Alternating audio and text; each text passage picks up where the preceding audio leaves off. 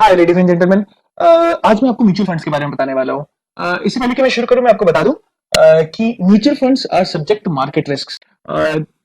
Mutual fund अब होते क्या है, that is the first question. Mutual funds आप मेरे जैसे बहुत सारे रिटेल इन्वेस्टर्स से पैसा इकट्ठा करते हैं। लेट से 500 रुपए भी अगर इकट्ठा किए, उनके पास 1000 करोड़ रुपए हो गए, देन उनके पास इतने पैसे हो जाते हैं कि वो उस पैसे से डाइवर्सिफाई करके आपके फंड को वो रिस्क बैलेंस करते हैं, उसका उसे इन्वेस्ट करते हैं और आपको अच्छे रिटर्न्स देते हैं। उनके पास एक बड़ी रिसर्च टीम होती है, एक बड़ा फंड मैनेजर होता है जो उस फंड को मैनेज करता है। लेट्स से कि एक स्टॉक है जिसका एक शेयर का प्राइस ही 2000 रुपीज है, और आपके पास जो इन्वेस्टेबल अमाउंट है वो सिर्फ 500 रुपीज है। आप उसको तो खर्च नहीं कर सकते हैं, आप उसे खरीद ही नहीं सकते एक शेयर। तो आप क्या करेंगे, आप म्यूचुअल फंड का एक यूनिट भी आप ले सकते हैं जो 500 रुपीज में। एंड आप एक किसी फंड मैनेजर को बोल सकते हैं जिसके पास ऐसे ही बहुत सारे लोगों ने पैसे दे रखे हैं, उसके पास कई करोड़ रुपए हैं, जो कि इन स्टॉक्स को बाय करता है एंड देन उसे अच्छे रिटर्न्स कमा के आपको वापस देता है। It is good for you, क्योंकि आप कहीं काम कर रहे हैं, यू हैव ए जॉब, आपके पास इतना टाइम नहीं है, इतना रिसर्च नहीं कर सकते हैं आप, तो आप अच्छे रिटर्न्स कमा सकते हैं at a very small cost. तो आगे बढ़ते हैं। म्यूचुअल फंड स्कीम्स के कुछ टाइप्स होते हैं। एएमएफआई करके जो ऑर्गेनाइजेशन है, उसने इस 5 तरीके के म्यूचुअल फंड स्कीम्स को बताया है। Equity scheme, debt scheme, hybrid scheme, solution oriented scheme and other schemes. इससे पहले कि आप इक्विटी स्कीम्स को जाने, ये जानना बहुत जरूरी है कि लार्ज कैप, मिड कैप और स्मॉल कैप का मतलब क्या है। लार्ज कैप स्टॉक्स जो होते हैं वो इंडिया के टॉप 100 लिस्टेड कंपनीज होती हैं। याद रखिए, लिस्टेड कंपनीज। ठीक है, तो उनका जो मार्केट कैपिटलाइजेशन है, वो कितनी बड़ी कंपनी है with respect to market capitalization, उसके हिसाब से उनको क्लासिफाई किया जाता है लार्ज कैप। देन नेक्स्ट है आपका मिड कैप, 101 से 250 रैंक पे जो है, एंड स्मॉल कैप मतलब 251 से नीचे जो है रैंक में, वो हो गया आपके स्मॉल कैप स्टॉक्स। अब इक्विटी स्कीम्स पे आते हैं। पहला आता है आपका मल्टी कैप फंड, जो कि अपनी investments equity and equity related मतलब स्टॉक्स में, उसका मिनिमम इन्वेस्टमेंट शुड बी 65% और मोर। बाकी का जो 35% है वो दूसरे इन्वेस्टमेंट ऑप्शंस में भी कर सकता है, जैसे कि गोल्ड हो गया एंड डेट इंस्ट्रूमेंट्स हो गए। डेट इंस्ट्रूमेंट्स के बारे में मैं आपको आगे बताऊंगा। देन आपका लार्ज कैप फंड हो गया। लार्ज कैप फंड में वो सिर्फ लार्ज कैप फंड्स में इन्वेस्ट कर सकता है आपका म्यूचुअल फंड मैनेजर, एंड उसका मिनिमम जो इन्वेस्टमेंट है वो 80% होना चाहिए। Similarly large and mid cap fund मतलब कि 35% वो लार्ज कैप में करेगा, मिड कैप में 35% करेगा, बाकी का जो आपका बचा हुआ 30% है वो कहीं पे भी कर सकता है, चाहे वो डेट हो चाहे वो गोल्ड हो। देन बाकी फोर्थ आपका टाइप हो गया मिड कैप फंड, जिसमें कि वो सिर्फ मिड कैप में लगाएगा पैसे, एंड 65% मिनिमम उसको उसमें इन्वेस्टमेंट करनी है, बाकी का 35 जो परसेंट है वो कहीं पे भी कर सकता है। इसका मतलब ये नहीं कि वो 65 में ही करेगा, 65% से ज्यादा भी कर सकता है, पर मिनिमम 65 होना चाहिए। देन आपका आ गया स्मॉल कैप फंड, उसमें भी मिनिमम आपको 65 है स्मॉल कैप कंपनीज में, वरना और बाकी जो 35 है वो डेट एंड गोल्ड में।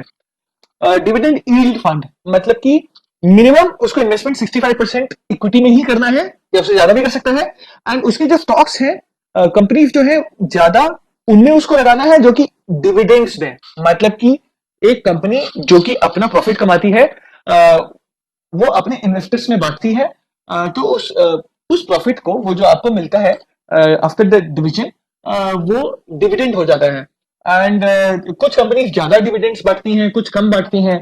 तो ज्यादा जो डिविडेंड्स बांटती हैं, ऐसे कंपनीज में आपके इस म्यूचुअल फंड मैनेजर को पैसे लगाने होते हैं। अब नेक्स्ट आता है आपका वैल्यू फंड, ये और and contra fund. Value fund मतलब कि वो जो स्टॉक्स जो कि अभी अंडर वैल्यूड है विथ रिस्पेक्ट टू उनका future profitability as well as जो प्रेजेंट प्रॉफिटेबिलिटी है, वो अभी तक लोगों को दिखा नहीं है। एंड कॉन्ट्रा फंड भी सेम आता है। कॉन्ट्रा फंड में भी 65% मिनिमम आपको इक्विटी रिलेटेड में डालने हैं, एंड लोगों को लग रहा है, दुनिया को अभी पता नहीं चल रहा है कि एक पर्टिकुलर स्टॉक है, वो आगे जाके कैसा करेगा, लोग उससे पैसे ज्यादा नहीं लगाना चाहते इस वक्त, अभी वो छोटा स्टॉक है बट उसका ग्रोथ पोटेंशियल ज्यादा है। अगर इस फंड मैनेजर को लगता है तो वो कॉन्ट्रा फंड में लगाता है। वैल्यू फंड भी सिमिलरली है, ऐसे ही इन स्टॉक्स में पैसे लगाता है। फोकस्ड फंड्स मतलब कि the focused fund can only invest in 30 companies, nothing more.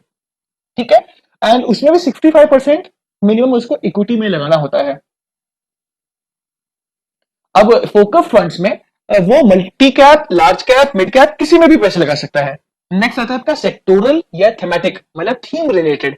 और सेक्टोरल मतलब क्या, मे बी वो फार्मा सेक्टर हो सकता है, एफएमसीजी हो सकता है, या आईटी हो सकता है। इसका जो फंड मैनेजर है वो सिर्फ आईटी स्टॉक्स में ही पैसा लगाएगा, या सिर्फ एफएमसीजी में ही लगाएगा, वो पर्टिकुलर सेक्टर में लगाएगा। एंड इक्विटी, जो मिनिमम इसको इन्वेस्टमेंट करना है वो 80% इक्विटी में करना है। नेक्स्ट आपका आ गया ईएलएसएस, मतलब कि इक्विटी लिंक्ड सेविंग स्कीम। अब इसमें जो आपका जो फंड है, जो आपने इन्वेस्टमेंट की है, वो 3 साल के लिए लॉक इन हो जाता है।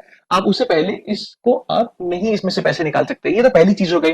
बट इसमें आप लोग पैसे क्यों लगाते हैं, क्योंकि सेक्शन 80C के हिसाब से 1.5 लाख तक का जो आप अपना इससे टैक्स रिबेट ले सकते हैं, and that is why it is also considered one of the good funds. अब नेक्स्ट आता है डेट स्कीम। पर डेट स्कीम समझने से पहले हमें पता रहना चाहिए कि डेट होता क्या है। डेट मतलब सेम उधार, और इसमें उधार लेता कौन है, जो या तो कोई कंपनी या तो गवर्नमेंट। अब उन्हें कुछ टाइम के लिए, मे बी वो जस्ट एक ही दिन हो या मे बी कई साल हो, 10 साल हो, तो उतने टाइम एक particular fixed amount of time के लिए उधार लेते हैं बड़े बड़े हाई नेट इन्वेस्टर से या अल्ट्रा हाई नेट इन्वेस्टर से, मे बी एक बड़ा कोई फंड या जिससे भी आपने उधार लिया हो। अभी उधार लेने के बाद आप ये प्रॉमिस करते हो कि हाँ, आप अगले 10 साल तक या अगले 3 महीने तक, what ever is the time frame, उतने तक के लिए आप एक फिक्स्ड इंटरेस्ट आप उस फंड को या उस इन्वेस्टर को आप देते रहोगे। एंड उसके बाद जब at the end of the time period उसका जो प्रिंसिपल अमाउंट है आप उस इन्वेस्टर को आप वापस दे देते हो। ठीक है, तो ये थ्रू होता है कॉर्पोरेट बॉन्ड्स या गवर्नमेंट बॉन्ड्स एंड सिक्योरिटीज के थ्रू होता है। अब डेट स्कीम में कौन कौन से तरह के फंड्स हैं? पहला फंड है ओवरनाइट फंड। ओवरनाइट फंड मतलब कि इसमें ओवरनाइट सिक्योरिटीज जो होती है उनकी मेच्योरिटी सिर्फ एक दिन की होती है। इसका मतलब ये नहीं कि आप जो पैसे इन्वेस्ट कर रहे हैं वो सिर्फ अभी एक दिन के लिए कर सकते हैं, बिल्कुल भी ऐसा नहीं है। वो जो फंड मैनेजर है वो ऐसे सिक्योरिटीज में, वो ऐसे ऑप्शंस में इन्वेस्ट करता है जो कि सिर्फ एक दिन की उनकी मैच्योरिटी पीरियड होती है। जैसे मैंने आपको बताया था, उधार देना है तो वो उधार जो है वो सिर्फ एक दिन के लिए देते हैं और उस पर उसको कुछ इंटरेस्ट मिल जाता है। तो ये हो गया आपका ओवरनाइट फंड। आप उस फंड में पैसे कितने भी दिन तक रख सकते हो, उसके लिए आप बिल्कुल भी चिंता मत कीजिएगा। आप कभी भी उस फंड को खरीदो, कभी भी उस फंड को आप बेच दो। अब नेक्स्ट है लिक्विड फंड। लिक्विड फंड्स होते क्या है? ये बेसिकली आपके पैसे को डेट इंस्ट्रूमेंट्स में, मतलब कि जैसे मैंने बताया था बॉन्ड्स वगैरह में एंड मनी मार्केट सिक्योरिटीज में, मतलब कि आप commercial paper, certificates of deposits या बैंकर के एक्सेप्टेंस, इन सब चीजों में जो कि जिनकी मैच्योरिटी सिर्फ 91 डेज होती है, basically they are short term debt instruments. तो अब लिक्विड फंड्स इस तरह के फंड्स में वो इन्वेस्टमेंट करता है। अब इसका मतलब ये नहीं है कि आपका जो इन्वेस्टमेंट है वो 91 डेज में मैच्योर होगा, नहीं। जो फंड मैनेजर है वो ऐसे डेट इंस्ट्रूमेंट्स में पैसे लगा रहा है जिसकी मैच्योरिटी 91 डेज की है। आप कभी भी खरीदो, कभी भी बेचो उस फंड को। नेक्स्ट आता है आपका अल्ट्रा शॉर्ट ड्यूरेशन फंड, जिसके debt and money market instruments की मैच्योरिटी पीरियड 3 से 6 महीने की होती है। अगला है लो ड्यूरेशन फंड, 6 से 12 महीने। उसके बाद है money market fund, up to 1 year. Then short duration fund, 1 से 3 साल। मीडियम ड्यूरेशन फंड, 3 से 4 साल। ये medium to long duration fund, 4 से 7 साल। And long duration fund up to 7 years. इन लॉन्ग ड्यूरेशन फंड जो कि debt and money market instruments mature करते हैं आफ्टर 7 ईयर्स। देन आपका आता है डायनेमिक बॉन्ड, जो कि इन्वेस्टमेंट्स अक्रॉस ड्यूरेशन करता है, छोटे पीरियड के भी एंड बड़े पीरियड के भी। मैच्योरिटी पीरियड जिनकी होती है उन सब में करता है। देन आपका कॉर्पोरेट बॉन्ड फंड हो गया, जिसमें कि उसका मिनिमम इन्वेस्टमेंट 80% होना चाहिए कॉर्पोरेट बॉन्ड्स में ओनली। हाईएस्ट रेटेड जो इंस्ट्रूमेंट्स हैं, बेसिकली जो 3 रेटिंग एजेंसीज हैं, ग्लोबल रेटिंग एजेंसीज हैं, या आपकी जो इंडिया में भी जो रेटिंग एजेंसीज हैं, उन्होंने जिस हिसाब से रेटिंग दे रखी होती है, जैसे कि S&P, मूडी, फिच, ये सब रेटिंग्स देते हैं। देन आपका नेक्स्ट आता है credit risk fund. Credit risk fund में 65% कम से कम आपका मिनिमम इन्वेस्टमेंट कॉर्पोरेट बॉन्ड्स में हो जाता है। Then banking and PSU fund, इसमें banking, public sector undertakings and public financial institutions में मिनिमम 80% आपका इन्वेस्टमेंट होगा। नेक्स्ट आता है आपका गिल्ड फंड। गिल्ड फंड में क्रेडिट रिस्क जीरो होता है। ऐसा क्यों होता है? क्योंकि जो बॉन्ड्स है वो गवर्नमेंट बॉन्ड्स होते हैं। गवर्नमेंट बॉन्ड्स आपके डूबते नहीं है, क्योंकि गवर्नमेंट तो आपका प्रिंसिपल अमाउंट आपको लौटाएगा ही, प्लस आपका जो इंटरेस्ट है वो तो देते रहेगा। हाँ, अब गिल्ड फंड में चक्कर ये होता है कि जब इंटरेस्ट रेट आपके कंट्री में गिर रहे होते हैं तो गिल्ड फंड की वैल्यू बढ़ती है, एंड रेपो रेट या इंटरेस्ट रेट आपका बढ़ रहा होता है तो गिल्ड फंड का जो वैल्यू है, रिटर्न्स है, वो घटने लगते हैं। बट एक अच्छी बात है गिल्ड फंड की कि it is a safe bet, क्योंकि आपके पैसे तो आपको वापस आएंगे ही। आपको over a long period of time आपको 9 से 12% के आपको रिटर्न्स बहुत ही सेफली मिल जाते हैं। That is why I like gilt fund a lot. Next आता है आपका gilt fund with 10 year constant duration, जिसमें कि आपका जो गवर्नमेंट बॉन्ड्स हैं वो एटलीस्ट 10 ईयर की मैच्योरिटी पीरियड वाले होने चाहिए। फिर आता है फ्लोटर फंड, जिसमें कि 65% ऑफ द टोटल एसेट्स आपका आपका इन्वेस्टमेंट होता है ऐसे बॉन्ड्स में जिसकी फ्लोटिंग रेट्स होती हैं, अलग अलग ड्यूरेशन के होते हैं, एंड उसमें जो इंटरेस्ट है बेसिकली वो डिफर करता रहता है टाइम टू टाइम। अब नेक्स्ट आता है हाइब्रिड स्कीम्स। हाइब्रिड स्कीम्स बहुत इंटरेस्टिंग है क्योंकि ये आपको परमिट करता है अपने रिस्क को बैलेंस करने के लिए। अब जो कंजर्वेटिव हाइब्रिड फंड है आपके सामने जो है, ये इक्विटी में पैसे लगाता है 10 से 25% और इन डेट इंस्ट्रूमेंट्स में 75 टू 90%, विच मीन्स कि अगर आप रिस्क कम लेना चाहते हो और आप सेफ रखना चाहते हो अपने पैसे को, तो आप कंजर्वेटिव हाइब्रिड फंड में आप पैसे लगाइए। देन आपका आता है बैलेंस्ड हाइब्रिड फंड, जिसमें कि 40 टू 60% इक्विटी में एंड 40 टू 60% आपके डेट में, विच मीन्स कि आप चाहते हो कि आपको बहुत थोड़ा अच्छा रिटर्न भी मिले, थोड़ा ज़्यादा अच्छा रिटर्न मिले, बट डेट में भी आप लगाते हो बराबर, क्योंकि आप पैसे को सेफ भी रखना चाहते हो। उसके बाद एग्रेसिव हाइब्रिड फंड में आप ज़्यादा रिटर्न चाहते हो, आप थोड़ा रिस्क ले सकते हो हल्का फुल्का, तो 65 टू 80% इक्विटी में लगाते हो, डेट में आप लगाते हो 20 से 35%। देन डायनेमिक एसेट एलोकेशन और बैलेंस्ड एडवांटेज, इसमें ऐसा होता है कि फंड मैनेजर जो आपके पैसे लगाता है वो इक्विटी एंड डेट में लगाता है, एंड उसके जो परसेंटेज है या रेशियो है वो डिफर करता रहता है from time to time for best returns. Next है मल्टी एसेट एलोकेशन, जिसमें कि 10% एटलीस्ट आपको तीनों एसेट क्लासेस में लगाने पड़ते हैं। तीन एसेट मतलब कौन से हो गए आपका, एक तो इक्विटी हो गया, दूसरा डेट हो गया, एंड तीसरा gold. It's a safe haven, उसमें भी आप पैसे लगाने हैं, आपको मिनिमम 10% उसमें भी लगाने हैं, गोल्ड एंड गोल्ड रिलेटेड जो भी आपके होते हैं इंस्ट्रूमेंट्स।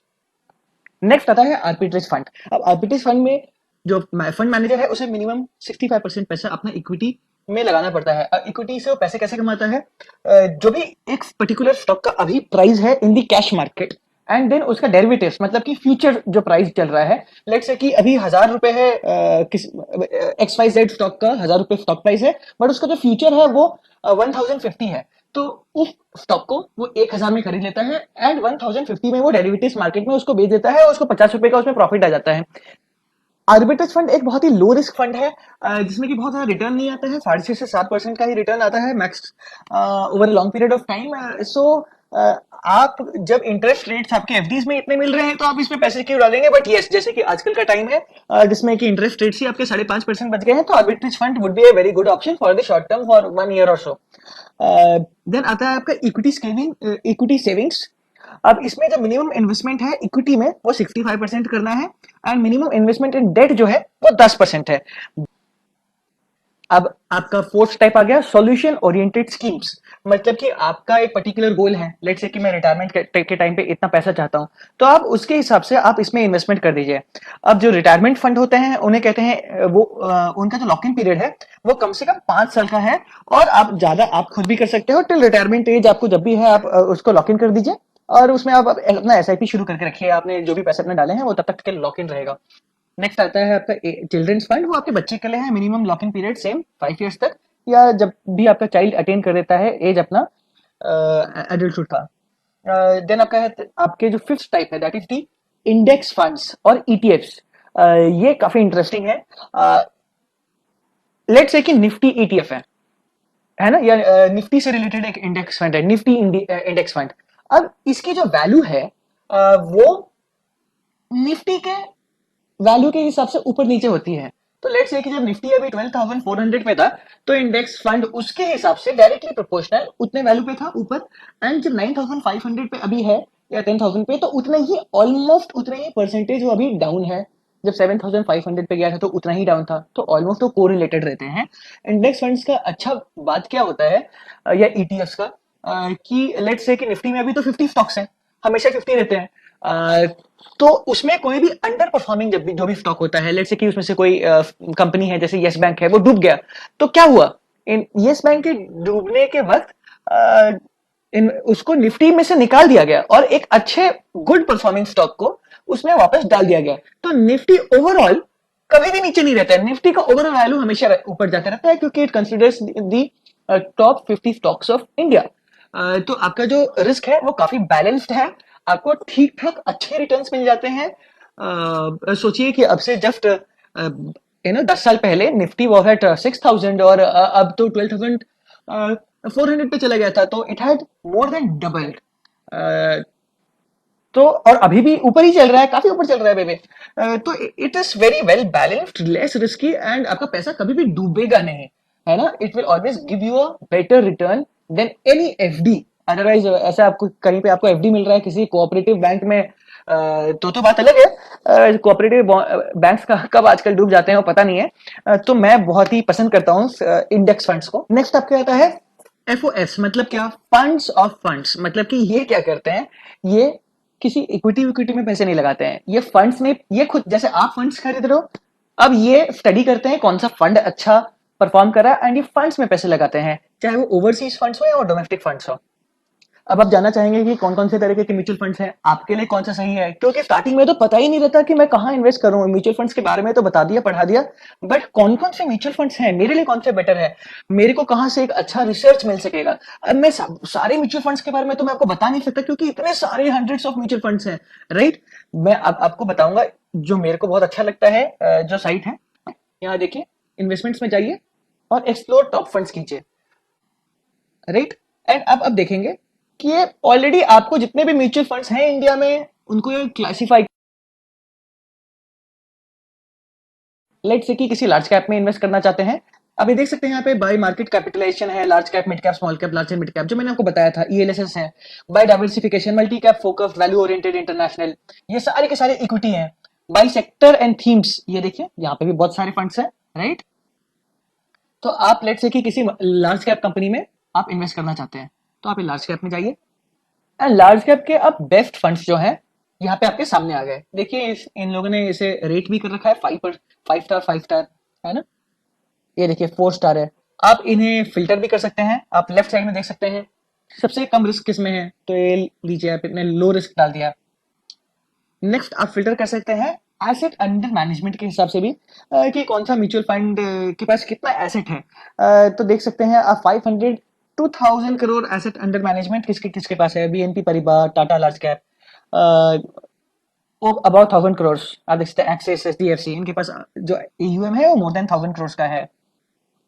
कौन से फंड हाउस है जिस पे आप भरोसा करते हैं, एंड आप उसके थ्रू इन्वेस्टमेंट करना चाहते हैं उसके म्यूचुअल फंड्स में, तो आप उसके थ्रू भी आप इसे फिल्टर कर सकते हैं, राइट।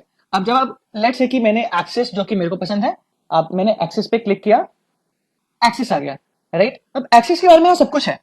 अब मैं तो मंथली एसआईपी नहीं देखता, क्योंकि मुझे समझ में नहीं आता कि वो कितना पैसा कितना रिटर्न्स दे रहा है। मैं जाता हूँ वन टाइम मंथली लमसम, मैंने चेंज कर दिया। तो बेसिकली अब मैंने यहाँ पे देखा कि मैंने इन्वेस्टेड अमाउंट जो है वो 10,000 रुपीज है, राइट। और अब लगभग यहाँ तक फेब 13 2020 तक इसने मेरे को 18,444, मतलब 8,444 का मेरे को रिटर्न्स दे दिया था over a period of 5 years. उसके बाद तो फिर मार्केट गिर गया, अब ये तो लक की खराब है तो बात अलग है। उसके बावजूद over a period of 5 years ये आपको 5,672, मोर देन 50% का अभी भी आपको ये रिटर्न दे रहा है। It's a good return in 5 years, despite the fact कि आपका मार्केट इतना गिरा हुआ है। आपका ये देख सकते हैं कैटेगरी एवरेज से इसने कंपेयर कर रखा है, जो कि ये येलो लाइन है। येलो लाइन जो है आपको कैटेगरी एवरेज जो आपका 12,451 रुपीज का है, तो आप ये कंपेयर कर सकते हैं। यहाँ पे आपको एग्जिट लोड भी है एंड एक्सपेंस रेशियो भी है। तो अब ये एक्सपेंस रेशियो होता क्या है, जो भी पैसा उस फंड का लग रहा है, उस कंपनी का लग रहा है आपके फंड को मैनेज करने के लिए, बेसिकली उसकी एडवर्टाइजिंग या उसको मेंटेन करने के लिए, जस्ट वो एक्सपेंस रेशियो जाता है 0.44% है। अभी एग्जिट लोड क्या होता है, एग्जिट लोड मतलब कि बेसिकली आपका जो फीस होता है, जो आप उस पर्टिकुलर म्यूचुअल फंड को आप पे कर रहे हो आपके फंड को मैनेज करने के लिए, वो एग्जिट लोड हो गया। अब किसी का एग्जिट लोड ज्यादा होता है, किसी का कम होता है, तो उस हिसाब से भी आप अपना रिसर्च कर सकते हो और देख सकते हो कि किसका एग्जिट लोड कम है, एंड वो आपको कितना रिटर्न देता है, उस हिसाब से भी आप अपना देख सकते हो कि आपको कहाँ पे आपको अपना एनालाइज कीजिए और अपना म्यूचुअल फंड आप सिलेक्ट कीजिए। अब आप देख सकते हैं कंपैरिजन बाकी लोग के मुकाबले, इसका कंपैरिजन क्या है। एनुअल रिटर्न इसका देखिए 9.4% रहा है पिछले 5 साल में। Canara Robeco blue chip equity fund 8.54, BNP Paribas 6.32। आप सारे फंड्स भी चेक कर सकते हैं, सी ऑल फंड्स पे आप क्लिक कर दीजिए एंड आपको दिखा देगा कंपैरिजन बाकी लोग के बाकी फंड्स के साथ। अब आप ये देख सकते हैं कि जो मार्केट कैपिटलाइजेशन है उसके हिसाब से तो है ही, ये है इक्विटी फंड्स में। आप चाहे तो यहाँ पे जाइए और डेट फंड्स में क्लिक कीजिए, आपके डेट फंड्स आ जाएंगे, जितने भी मैंने आपको टाइप्स बताए थे आप क्लिक कीजिए और अपने डेट फंड को आप एनालाइज कीजिए कि आपके हिसाब से आपका कौन सा डेट फंड आपके लिए सही है। जैसे कि एसबीआई ओवरनाइट फंड है, इस पे मैंने क्लिक किया, आपका दिखा रहा है यहाँ पे, आप इसको वन टाइम लमसम पे क्लिक कीजिए, आपको पता चल जाएगा कि आपके जो 10,000 रुपए है उसने कितने रिटर्न आपको दिए हुए हैं। फिर नेक्स्ट आता है आपको हाइब्रिड फंड्स, जिसके बारे में मैं आपको पहले से बता चुका हूँ। देख सकते हैं आप ये by equity debt allocation, aggressive balance equity savings conservative hybrid, इसके मतलब भी यहाँ पे लिखा हुआ है। बाय सॉल्यूशंस, वो भी मैंने आपको बताया था। एंड अदर्स में आर्बिट्राज, इसका मतलब क्या है, राइट। आप इनके अंदर जाके चेक कर सकते हैं कि आपको कौन सा जो फंड है आपको पसंद आ रहा है, जैसे बीएनपी परिवार सब्सटैंशियल इक्विटी हाइब्रिड फंड वगैरह।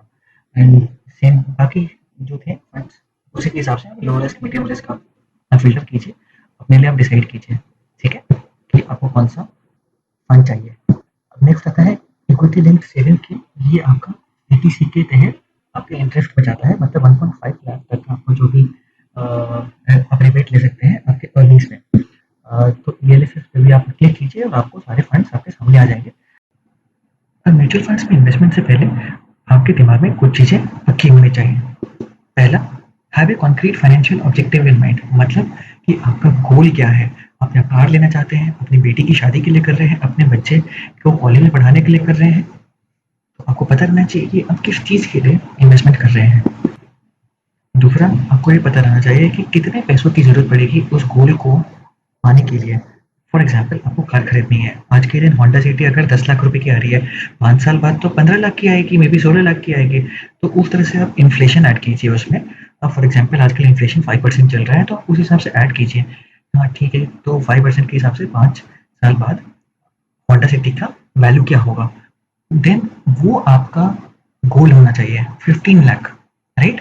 या जो भी पर्टिकुलर आपका कैलकुलेशन के हिसाब से आपका वैल्यू आया है, that should be your objective. तो आपको पता रहना चाहिए कि आपको कितने पैसे चाहिए अपने फाइनेंशियल ऑब्जेक्टिव को पाने के लिए। तीसरा, आपको पता रहना चाहिए कि मेरे को कितने टाइम के बाद इन पैसों की ज़रूरत पड़ेगी।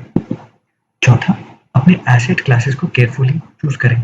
आपको हाइब्रिड चाहिए, इक्विटी चाहिए, डेट चाहिए, हाइब्रिड में आपको कौन सा चाहिए, एग्रेसिव चाहिए या कंजर्वेटिव चाहिए। क्योंकि जब आपको पैसे की ज़रूरत पड़े और उस टाइम अगर मार्केट गिर गया हो और आपने इक्विटी में ज़्यादा पैसे लगा रखे हैं, तो उस टाइम पे अगर आप बेचेंगे अपने इन्वेस्टमेंट को तो आपको घाटा भी आ सकता है, राइट। तो आप अपना रिस्क कम रखना चाहेंगे, बट आपको पता है कि नहीं नहीं मेरे को एक कार ही तो लेनी है, तो 5 साल के बाद अगर नहीं भी, अगर मार्केट इतना पड़ा है या उस टाइम पर्टिकुलर टाइम के लिए गिर गया है, जैसे आज के दिन कोरोना वायरस की वजह से गिरा हुआ है, तो ठीक है 2 साल बाद ही मैं खरीद लूंगा, ऐसा कुछ नहीं है इतना इमरजेंसी। तो आप थोड़ा रिस्क भी ले सकते हैं, राइट। तो उस हिसाब से अपने एसेट क्लासेस को चूज कीजिए। और म्यूचुअल फंड की परफॉर्मेंस जो है वो कंसिस्टेंट होनी चाहिए, मतलब कि ज़्यादा लंबे टाइम के लिए अगर उसने कंसिस्टेंटली बराबर परफॉर्म किया है तो वो एक अच्छा म्यूचुअल फंड कहलाएगा। म्यूचुअल फंड के एक्सपेंसेस, मतलब कि उसका एक्सपेंस रेशियो और उसका जो एग्जिट लोड है, वो आपको हमेशा कंपेयर करने हैं between different mutual funds. Thank you ladies and gentleman. अगर आपको मेरा वीडियो पसंद आया हो तो आप मेरे वीडियो को लाइक एंड मेरे चैनल को सब्सक्राइब करना मत भूलिएगा। प्लीज़ कीप मी मोटिवेटेड, ताकि मैं आगे बेहतर वीडियो बना सकूं एंड मैं आपकी हेल्प कर सकूं। Thank you so much for watching the video. जय हिंद।